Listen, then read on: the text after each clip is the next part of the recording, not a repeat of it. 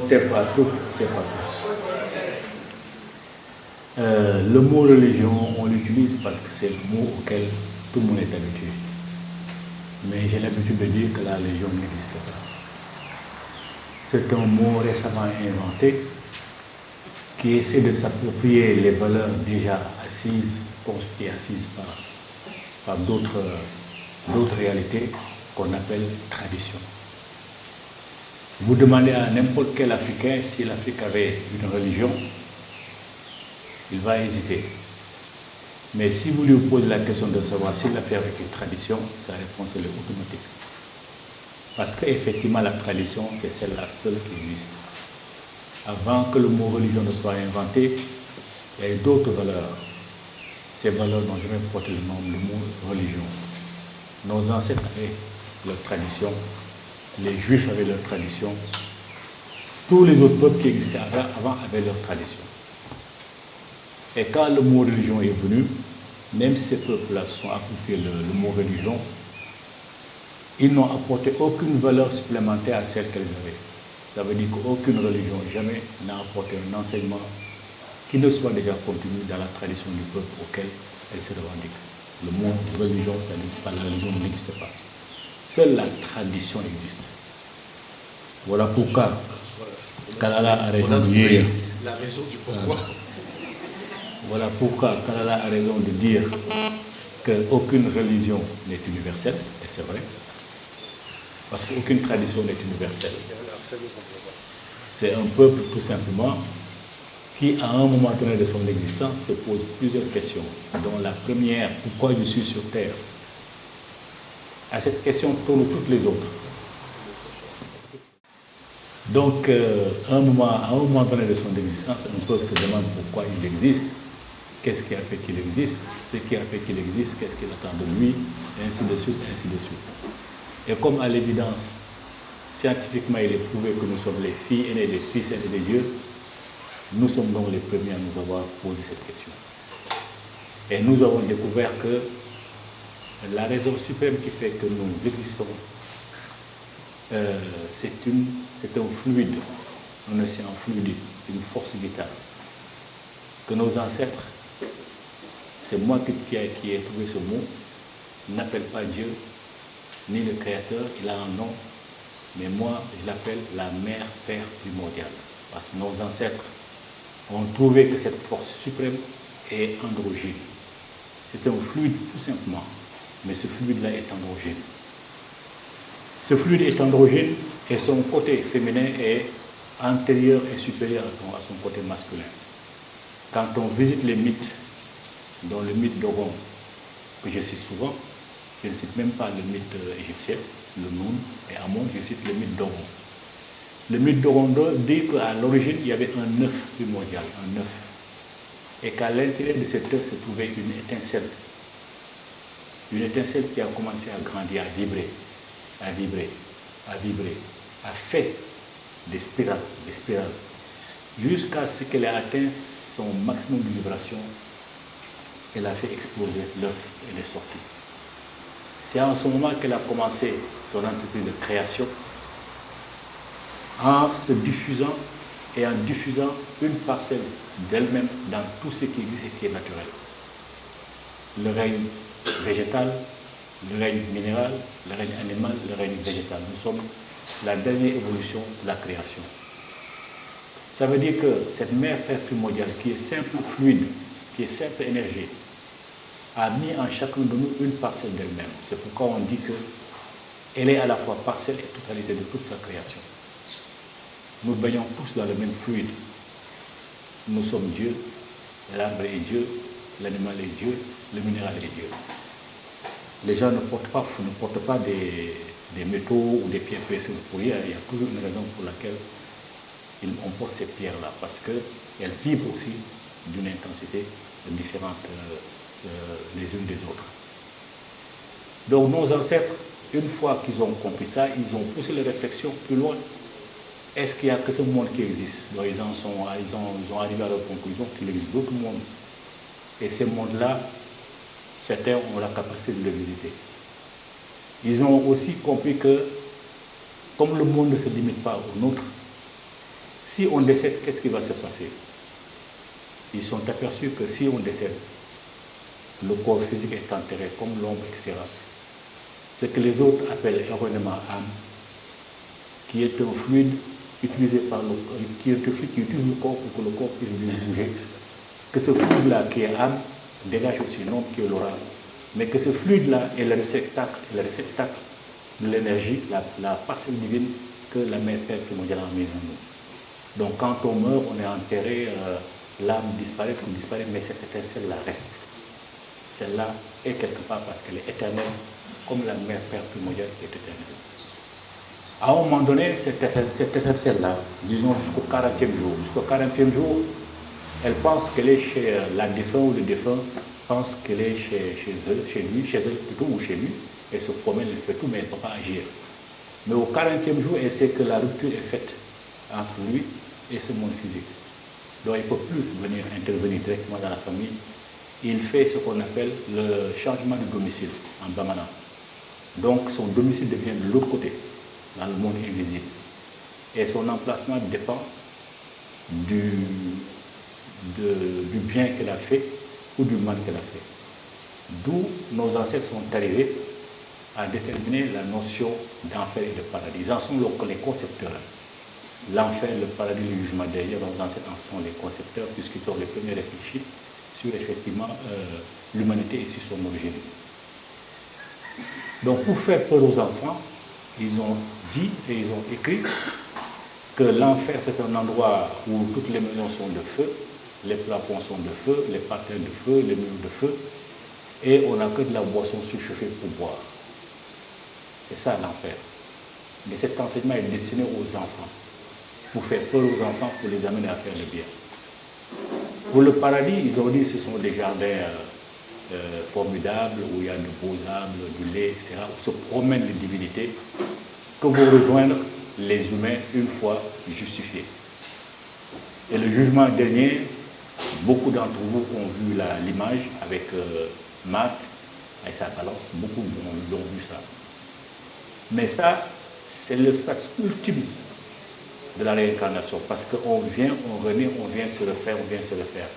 Il va de soi que quand on est devant les dieux, c'est qu'on a atteint leur perfection, on ne peut plus revenir se réincarner. Donc, c'est l'image de la personne qui a bouclé le cycle de la réincarnation. C'est ça pour moi. Sinon, au bout du 40e jour de chaque décès, le jugement, il est la personne s'auto-juge elle-même.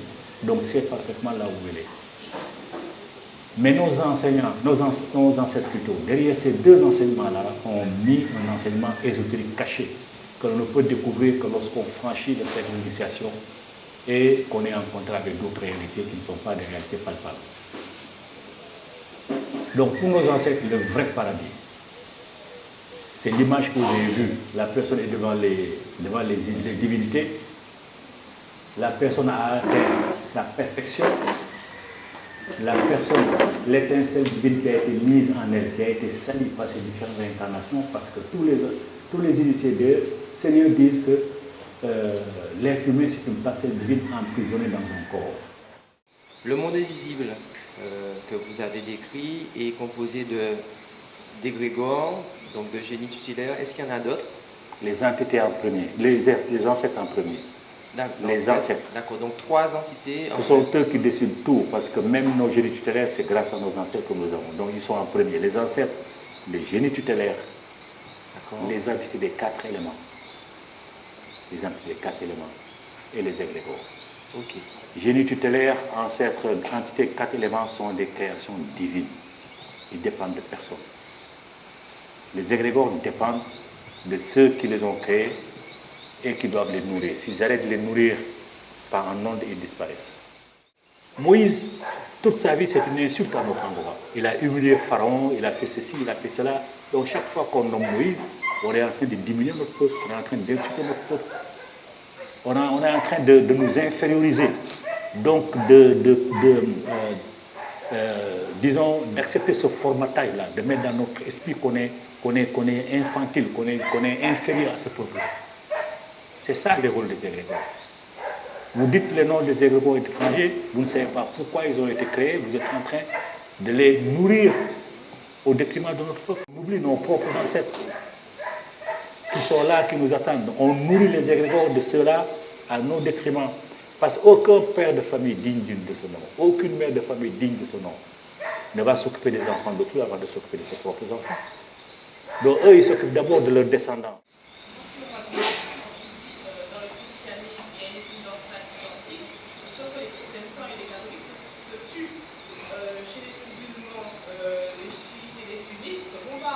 Oui. Rassure-moi, même si il y a des divergences qu'en Afrique pour l'instant. Ah non. En Afrique, il n'y a jamais eu de guerre comme ça, il n'y en aura jamais. Même dans l'Afrique traditionnelle, quand il y avait des conflits entre deux peuples, un conquérant par exemple, il arrive, il conquiert un pays, une région. L'une des premières choses qu'il va faire, c'est aller se prosterner devant les ancêtres. En Afrique, il n'y a jamais eu de guerre de religion et il n'y en aura jamais. Parce que c'est la même chose. Ce n'est pas comme les autres. Dans la région du vaudou, c'est le vaudou qui est le plus connu. Au Mali, en Guinée, c'est le Komo. Il y a d'autres communautés, il y a d'autres sociétés secrètes, mais le vaudou, le Komo est le plus connu et le plus important. D'accord? Cela étant, les prêtres vaudous savent que ce que font les prêtres du Komo, ce que font les prêtres du Mbok, dans leur société secrète, ou les cases secrètes, ils savent que c'est la même chose. La façon d'honorer nos ancêtres, ce sont les instruments qui diffèrent. Voilà pourquoi l'idée tout de suite a été prise par tout le monde, puisqu'on sait que c'est la même chose, à quelques variantes près. Alors pourquoi on va accepter la division des autres? Le christianisme a plusieurs sensibilités. Témoins de Jéhovah, protestants, et puis les nouvelles églises, tout ce qui s'est créé là. Mais c'est Jésus l'épine dorsale. Les musulmans, c'est pareil, sunnite, chiite, laïque, etc. Mais c'est Mahomet, la charnière centrale. Chez nous, c'est pareil. En gros, voilà, les points fondamentaux communs sont les mêmes. Dieu est précieux comme un être androgyne partout. La réincarnation est au centre de notre tradition. Quand un enfant revient, c'est un ancien qui revient. Quand quelqu'un part, il va seulement se reposer, il va revenir. Entre la femme et l'homme, c'est la complémentarité. Ce n'est pas l'égalité, c'est complémentarité. L'écologie est sacrée. Donc c'est la même chose. Les points fondamentaux sont les mêmes choses, sont les mêmes.